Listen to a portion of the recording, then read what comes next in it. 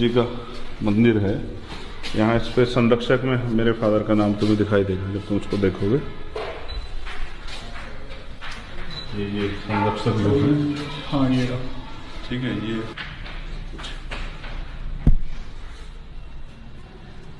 इतने साल के तमाम धार्मिकता के बाद भी हम लोग इस देश में अपने आप को जो है वो तथाकथित हिंदूवादी संगठनों के करीब नहीं बना पाए हमारे लोग। वो इतने लंबे समय तक धार्मिक रहे।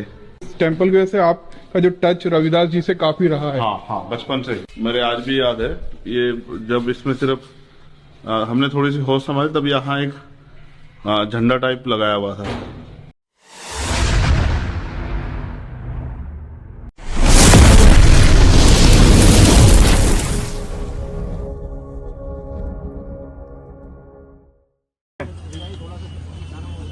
हमारे लोगों की हत्याएं की जा रही हैं, सरेआम ऐलान करके हमारे लोगों की हत्याएं की जा रही।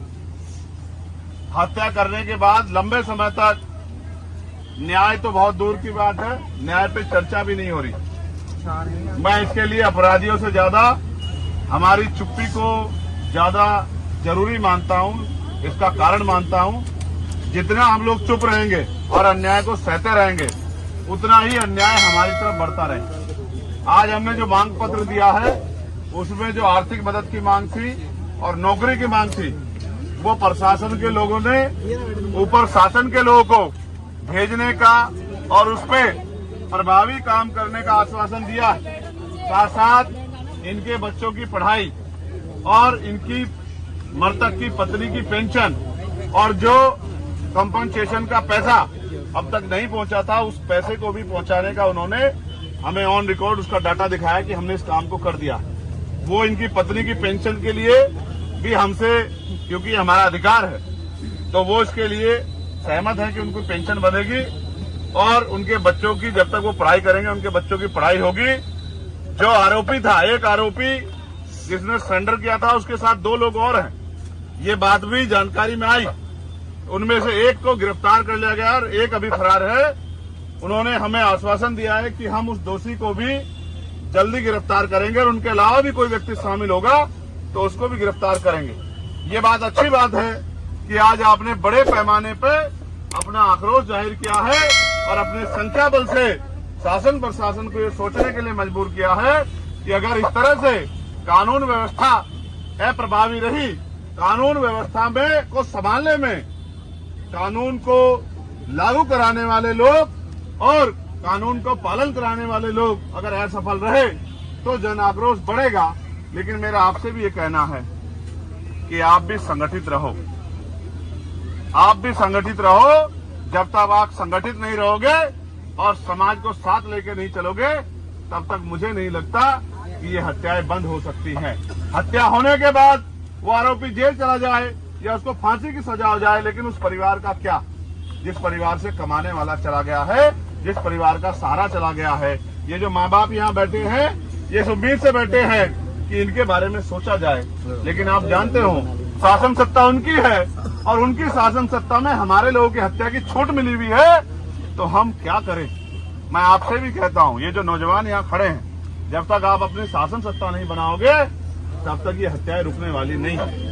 आज अपनी ताकत बनाई है नगीना के जरिए, तो आपकी बात मजबूत हुई है, आपकी सुनवाई भी होने लगी है, आपकी बात का दमखम भी बढ़ा है। लेकिन ताली मत बजाओ, सुन लो, ये ताली बजाने का, नारा लगाने का समय नहीं है, क्योंकि हमने अपना भाई खोया। एक नहीं कई भाई का एक और बहन बैठी है जिसके 3 बच्चे हैं, वो भी उम्मीद लगा के बैठी है कि भाई चंद्रशेखर आएंगे, मुझे न्याय दिलाएंगे। माननीय मंत्री जी और तमाम लोग, हमारे जिला संगठन के लोग, हमारे मंडल के लोग लगातार इस लड़ाई को लड़ रहे हैं। प्रदेश के लोग भी लगातार इसमें सहयोग कर रहे हैं। लेकिन आप ये सोचो, क्या हम इनको पूर्णतः बंद नहीं करा सकते कि हत्या हो ही नहीं, किसी बहन बेटी का अपमान हो ही नहीं, किसी गरीब को बेइज्जत किया ही नहीं जाए? क्या तार की बाड़ लगाकर लोगों की हत्याएं जो की जा रही है ये बंद हो जाए? अगर हम ऐसा करना चाहते हैं तो मैं अलीगढ़ के लोगों को भी इशारे के तौर पर कह रहा हूं, अगर वास्तविकता मुझसे प्यार करते हो, वास्तविकता में चाहते हो कि मेरी कलम में इतनी ताकत आए कि कि मैं उस एसएचओ को नहीं, उस एसएसपी को भी सस्पेंड करने की हिम्मत रखूं जो हमारे लोगों का काम नहीं कर रहा है, जो हमारे लोगों की मदद नहीं कर रहा है, जिसके संरक्षण में हमारे लोगों की हत्या हो रही है। तो फिर राजनीतिक ताकत देने में मदद कराओ। खैर का उपचुनाव आ गया है, मेरे नौजवान साथियों, आज से ही अपनी ताकत बनाने के लिए लगो।